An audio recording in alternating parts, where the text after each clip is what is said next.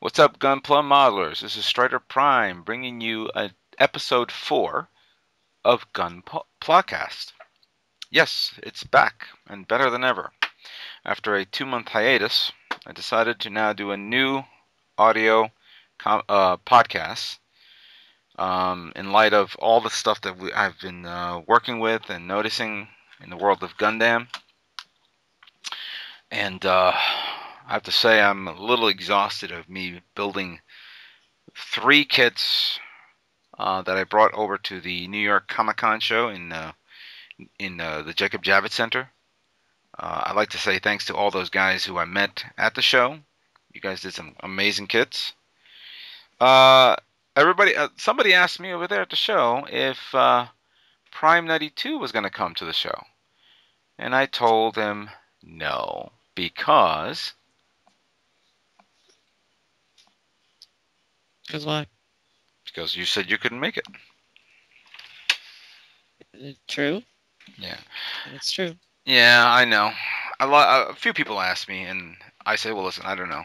And obviously you were busy and things like that, so we can't all have our cake and eat it. But the show was great. I released a couple of videos, as everyone's seen. Thanks for watching them and commenting. I had a good time. It was obviously, it was kind of crowded. I think it's the most crowded show I've ever seen at the Jacob Javits Center. Day one, you had to pretty much go around the convention hall, and there were 2 lines. One line for people who purchased the tickets, and the other one for the line that people who did not purchase the tickets. And guess what? The line for people who didn't purchase it was moving more faster than us. That's funny. I know. It's pretty weird. But the cool thing about the show, obviously, I mean, even though they were showing everything, they showed everything from Transformers, Avengers, DC Comics, Marvel Comics, obviously, Dark Horse, video games like Grand Theft Auto's 10th anniversary. They showed preview of Max Payne 3. They showed a lot of Xbox games. I didn't obviously PlayStation and Sony didn't have any venue there, but there were other games there that people can try out. Capcom games. I know that at the other side of the show, they had my Intel's section where they were playing some games on racing car games and some shooter games. I remember seeing the preview for Battlefield 3, but Battlefield 3 wasn't there, so I couldn't say anything about what they were showing off there. But they had a lot of great things.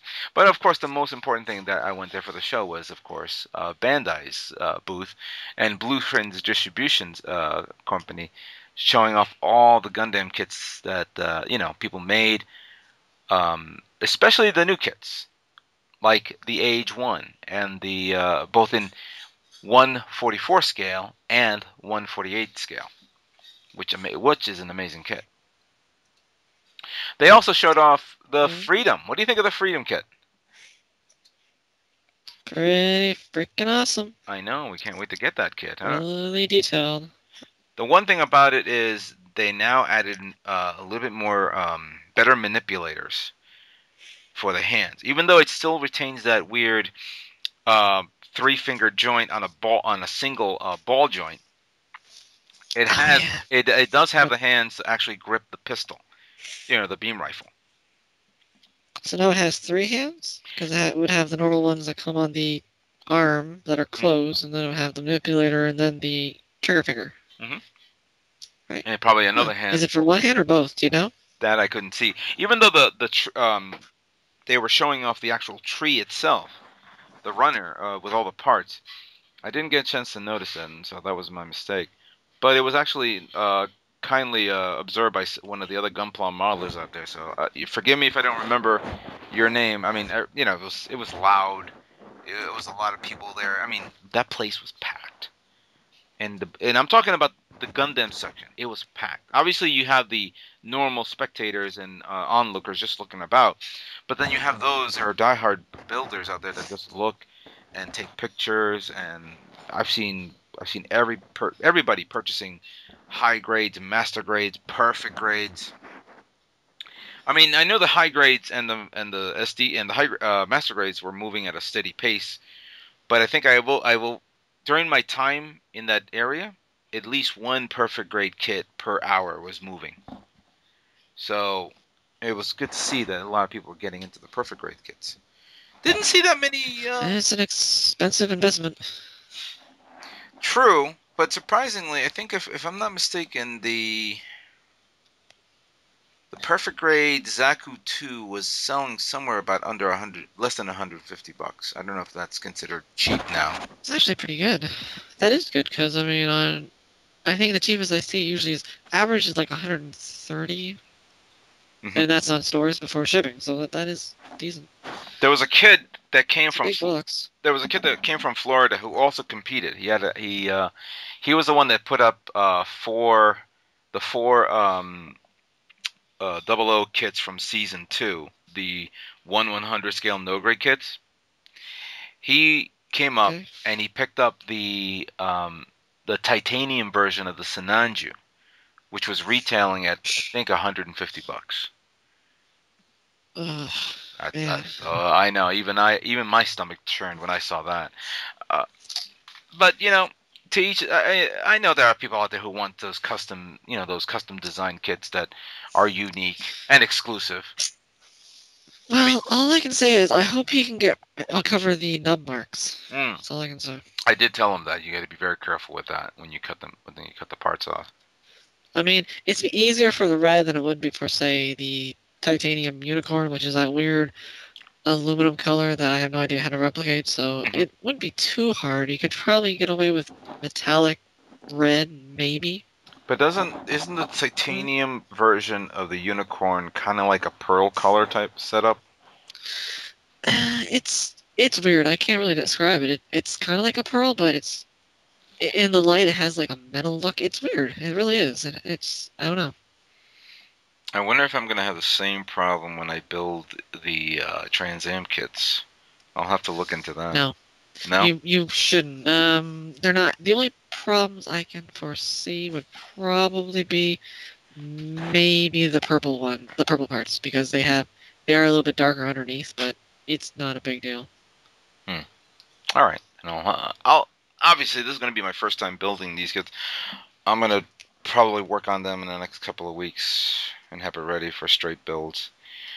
But other than that, besides of course the real grade Freedom and the high grade and 144 scale Age. 144 scale Age and 148 scale Age. They also showed off, which to my surprise, which was the Sandrock, which is actually officially coming out this week. The Master Grade version of Sandrock, which everybody's waiting for, including you and I. Not too many people actually like the decals. Remember that red decal section on the shoulder plate? Yeah, I don't mind them. I don't really care. I'm not a person who's big into decals as it is, except for real grades for some reason. I have to put them all on, but they look okay. I mean, it's mostly white. It needs, I think, the red, a little bit of red. That's true. I mean, to tell you the truth, it doesn't have to be those decals, even if they're obviously they're stick-on decals that they showed off, and clearly the company who does the normal decal kits for Sandrock will probably be having that ready in the next couple of weeks or so. But for something like that, I can imagine I can easily cover that, paint that white and then cover the areas and only exposing the small section of that square section of the decals, and just give it a light coat of red. A little painting that wouldn't hurt. However, I'm not going to probably do that, considering that I'm going to turn it metallic version. So that's me. Yeah. My biggest problem with the Sandrock, the new one, is that I just what's the huge difference? I might be missing something, but what's the huge difference between the EW version and the actual movie Endless Waltz custom, besides the colors? Could be a different shape. Could be the. I don't know. I mean, could be, maybe. I mean, Bandai will. But it looks pretty close. I mean, Bandai would be stupid if they just decide to repackage the Sandrock and just give it the cloth. But then again, hold on a Well, second. exactly. But hold on. You know what? Let me correct myself. Let me correct myself. If I'm not mistaken, Sandrock is a little bit more bluish in color Mhm. and a little different in its size. So I don't that know. could be the Maybe. reason why that it's showing like that. So that's pretty much everything that they're showing off at the Blueprint distribution. I'm glad that they at least showed previews of the models that's going to be coming out in the next couple of weeks, in the next couple of months. Um, it's something that I wanted to see this year, and I'm surprised that I'm glad that they showed it this year. Last year they didn't show nothing new; they just commented on new things, but they never showed anything. This time they showed a lot of cool things. So A plus to Bluefin, A plus to Bandai for doing it, and thanks for everyone to coming into the show. And I met a lot of modelers out there, so I can't wait until next year when I build my next kit. What it is, I can't tell you because I haven't figured it out yet. Now, moving on to the next topic, I've received a notification through my Gundam alerts of SD Capsule Fighter. You brought my attention to this a couple of years ago because what was it, the Asian version of the game. Um, Yeah, there's a Japanese version of it, which well, do you want me to explain it? Because yes, please I take can. over. This is something you told me a lot of information about.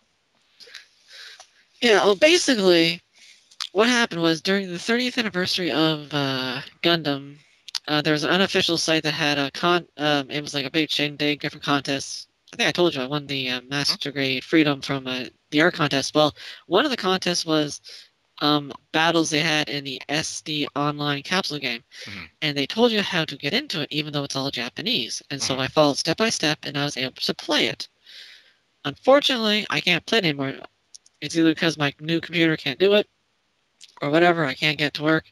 But I did play it for quite a while, and it's basically a third-person action shooter type game where you start out with a basic mobile suit. They're Hmm. SDs, Hmm. obviously, Right. and it's a generic roundout for the beginning. Like you have the Astray M1s, you got Doms and Zaku's, I think. And as you play, you can join um, random parties if you want, groups of I believe a group of 4 or 5 max, Hmm. and you can do different little things like fight up against Psycho Gundams, like 3 or 4 at a time, different ones like that. Um, and as you go, you get earn experience. You can level your suits up. You can give them better abilities. You can get money that you can use in their little capsule game where you can get little capsules that have other mobile suits, or you can downright buy ones that you want that are more expensive, obviously, and you can get a plethora of different mobile suits from the series. You can get the recently they added the unicorn mobile suits, so you can get Sananju, unicorn in destroy mode or unicorn mode. Hmm. I think they just added the Kshatriya. You can have double O kits. I don't know if they have the season 2, but they have season 1. You can use the GN arms, which is pretty awesome. You can use like just a whole bunch of different mobile suits through mangas, animes, OVAs, just a ton, and it's actually pretty fun. Problem is, because it was mostly Japanese, well, it was all Japanese. What am I saying?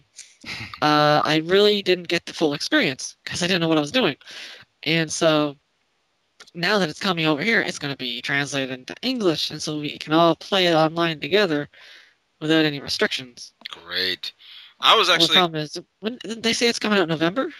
I'm actually going into my alerts again because I'm looking. It actually talked about it. I think it's supposed to go live the first week of November. I could be wrong, but for those of you who are interested in actually signing up for this, head on over to the uh, ogplanet.com site, and I think it's called ogplanet.com. If you can't find it, just type in SD Gundam Capsule Fighter online on Google and search for it, and it'll direct you over to there. I think when did we find out about this? This was You could put a link to it in the your video description. Yeah. I'll put in a link up so you guys can get to it. But if I remember the description of the actual game, I think over 300 mobile suits will be ready to be played in the series. It's not like I'm going to be strike free. Everybody's going to log in and say, I'm going to be strike freedom. I think obviously it's going to be like other free to play games where you have to battle whatever you have, whatever mobile suits they give you during the course of the game.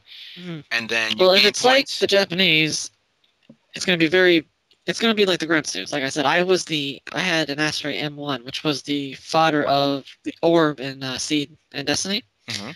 And that was actually my best mobile suit, because the problem is if they do it the way they did it in the Japanese version, it's free to play, but in order to get the better suits, either you do the capsule thing where it's completely random and you might just get more grunts, or you pay the money to get the better suits, because if you do use the points in the game, it's limited, I believe, so you only have them for a certain amount of days. Oh, okay, yeah. If you pay the money, you probably have it forever, but obviously you'd have to pay actual cash. Well, then that's Because I remember I had the blue frame, and I lost it after about a week. So you snooze, you lose if you don't take care of your mobile I suits. like the blue frame. I think my choice would be the Leo. If they That have would be it. freaking Exia.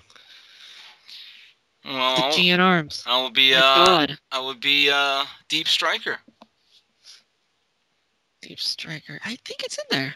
Yeah. They have a lot. They even have the SD Song Goku Dens. Oh, okay. I remember that. The last time I was playing, they had those. It was weird, but they had them. Well, this is something that we're all You can even be excited. Psycho Gundam if you want. I'm not that crazy. Anyway, we know that this game is coming out soon. It's going to be in the next couple of weeks. So if you guys haven't signed up, go there and sign up right now. It's free to sign up. Obviously, you can buy some coins or what they called, what was it called? Tokens to purchase things during the course of the games. There are other free games that they have on this site. So go and check it out. Now, play together. Yeah, exactly. Now, and before we move on to the next topic, if you guys need to find us in the gaming system, we go under our names: Strider Prime and Prime 92. Hopefully mine still works. No, well, I already registered, so I gotta get ready for that one. Now, kits. For the month of October, new kits have come out. Obviously, supposedly this week, Sandrock is hitting stores or hitting online shops. Suppose so, yeah. We've already have our pre-orders done for this, and clearly we're waiting for that kit to arrive. What were the other kits that were supposedly coming out this month? Excuse me. Just came out today, actually, were the 1-144 high grade GM2 and 1-144 high grade Genoace, which you already have. You got lucky. Yes, I know. Another thing that's supposed to be coming out is Robot Dayamashi's Unicorn Gundam Destroy Mode, which obviously I don't know if anybody's interested in that. Let's see what other things there was another kit that's supposed to come out this month. Is there? Wasn't the I don't know, I'm thinking of the Dra-C, but the Dra-C is next month. Yeah, Dra-C's next month. What is the Aqua one called again? I can't remember its name. The Zizu. Or the Zizulu, I think it is. That's next month, isn't it? Is that next month? Yeah. I'm actually checking Hobby Link Japan and my I'm checking my pre-orders, because I basically got all the pre-order stuff. You're so slow, Hobby Link. Yes. Anyway, let's fill the time. Yeah. Otherwise, yeah, Master Grade Sandrock is hitting now, and so anybody who's pre-ordered it through Hobby Link or through other websites, you're probably getting starting to get your notifications letting you know that your orders have been purchased and the model kit is on its way. Something that we're all excited about. Yeah. Speaking of the Age kits, obviously we're now seeing the new episodes of Gundam Age. Episode 1 and Episode 2 has been released in Japan, and me and Prime 92 have had the privilege of watching it in a specific way. And we're now going to give us our 10 cents review of pretty much how this series is looking. To me, I think, Huh. obviously never judge a book by its cover. It's starting up a bit slow and a little bit quirky in episode 1, and it starts to fill in a little bit of the backstory of this character named Titus. Or no, not Titus. What's his name? This is I, Final Fantasy. I forgot his name. Holy crap! What's this stupid little Flit. Flit? Isn't it Jeez. Flint? Flint, Titus, whoever what the hell his name is. It It's doesn't even start the same letter. it's the Amber kid. It's the turquoise hair kid. As a kid, you want to get a haircut. Yes, he needs a haircut. Definitely needs a haircut. No wonder his And a real job. yes. Well, other than the fact that he designed the Gundam, I think he has himself a real job. It's freaking genius. Jesus Christ, what the hell? Yes, we don't see this in episode 1. Obviously, we see the Age 1 mobile suit in action. But when we started watching episode 2, they showed off the new technology known as the Age Creator, or Age System, as they call it. It's basically an egg-shaped device that can construct equipment and weaponry for the Mobile Suit Gundam. And I've had this conversation with you, Prime, on I think we were talking about a comedian that we like to watch. His name is Jeff Dunham. He's a comic, and he works with puppets. I mean, one of the most famous puppets he has is the guy. What was it? The suicide terrorist Ahmed, the terrorist. Ahmed, the terrorist. Yes, and in a interview he had at a radio station, he says that he was using 3D printers to actually make his own puppets. It used to be where he had to make a mold of the puppets and everything else, but he uses 3D printers to actually create his own puppetry. For those of you who would like to know more about this, purchase the copy of Jeff Dunham's, I think it's Controlled Chaos. It has a preview of what he uses to actually make his puppetry. But going back to the Gundam Age series, the actual Age system itself it's basically a super advanced version of a 3D printer. But instead of making 3D objects solidly, it actually creates weaponry with its own mechanics, its own fire, its own energy power source, its own strength and weaknesses or whatever. This is actually Yeah, actually, that could that's actually in the future that could definitely be possible, because I've seen a video where they basically took the blueprints for a wrench. They had a wrench, Mhm. and they copied the design, Right. and they printed it out in a 3D printer, and it worked, and it tightened the bolt. Right. It had moving parts and everything. Now I did a little research on So this. it's definitely possible. 3D printers do exist in our timeline, you could say.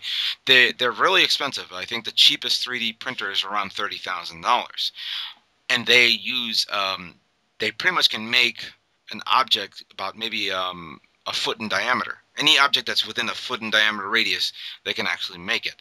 I do know that there are more advanced, larger printers that they've talked about, to the point where the military actually can use it to make parts. I think the cheap one uses ABS plastic type components, while the more advanced militaristic or commercial type 3D printers use composite metals or titanium. Whichever the case, it's an interesting technology. Obviously, I think I even commented this with you. Wouldn't it be great if they made a cheap 3D printer for us to make our own Gundam kits? Oh my god, the possibilities. Hell, I can buy a $30,000 printer, buy a store, and have anybody who want me to build a Gundam kit just come to my store. I'll make it for you. Just give me whatever you want. Or better yet, dude. Better yet, if let's say there's a 1/44 scale kit that you want to make it as a 1/100 scale kit, all I have to do is scan. All I have to do is take a scan of the part runner, a 3D scan of the parts on the tree, increase it to the dimensions of a 1/100 scale, and then just print them out and hand it over to the guy, and he can make a 1/100 scale kit. Oh. Okay, TT Hongley, how's it going? There you go. Now we know what TT Hongley has been doing lately. Now we gave him, well, anyone's listening. I know. Well, that's pretty much it. Right now, everything, this was pretty much basically all the news that we have for now. Coming next month, obviously, we're going to be seeing a slew of other kits. Most importantly, the Freedom Real Grade kit is coming out in November. Yeah. We can't wait for that. We obviously some more age kits and more, what do you call it? More high grade kits. Also next month we'll be seeing I think it's next month, the DVD Blu-ray release of Unicorn Gundam Episode 4 is coming out.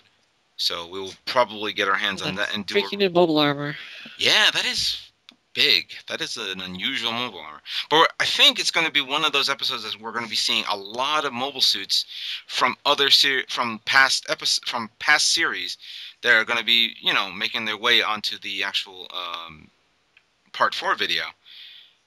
Specifically, what was it? Oh, they have that weird one that looks like it looks like as a gawk. Yeah, with all the tubes in his arm. That freaking elephant trunk. Yes, that I know that what you're talking about. Another one that's coming out that was only exclusively on a game was the Zaku Sniper. Remember the Zaku Sniper, which was a 1/44 scale kit? Yeah, I do. Yeah, I remember that. Yeah, it was based off a video game that I think came out for the PlayStation 3. Was it Crossfire? I think it was Gundam Crossfire for the PS3, which was the worst Gundam game ever on the PlayStation 3. That will be making its animated debut on the Episode 4. So, thanks again for listening to our talk, our thoughts on the new series, on the new games, and ramble. Yes, that's all we do is ramble here. I do this every day with you-know-who. Yeah.